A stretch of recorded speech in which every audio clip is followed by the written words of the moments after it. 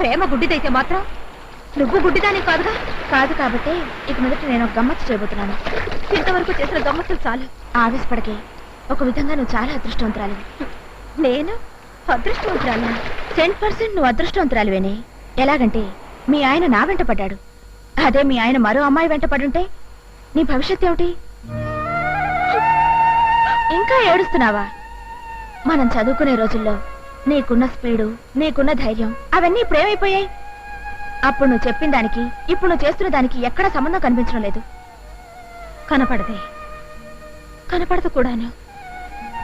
ఒకే మంచాన్ని ఒకే కంచాన్ని పంచుకున్నట్టు ఒకే భర్తని ఇద్దరం పంచుకోలేమని నేను పెళ్లి చేసుకున్నాకే నాకు అర్థమైంది. You don't worry. ఇప్పుడు నేను ఆలోచిస్తున్నది ఆ పంపకాల గురించి కాదు. మరి దేని గురించి? ప్రశాంతంగా ఉండే మీ సంసారం నా వల్లే డిస్టర్బ్ అయింది కాబట్టి దాన్ని సరిదిద్దే బాధ్యత కూడా నాదే. అయితే ఏం చేస్తావు? నీ కోఆపరేషన్తో మీ ఆయన కోఆపరేషన్ చేస్తాను. ఆపరేషనా?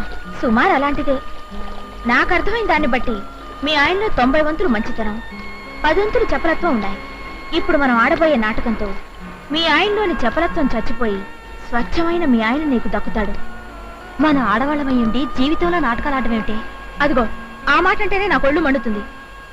పెళ్ళా ఉండగానే మరో అమ్మాయితో ప్రేమ సాగిస్తూ డబుల్ గేమ్ ఆడటం వల్ల ఎలాంటి ఇబ్బందులు ఎదురవుతాయో మీ ఆయనకి తెలియచేయాలి.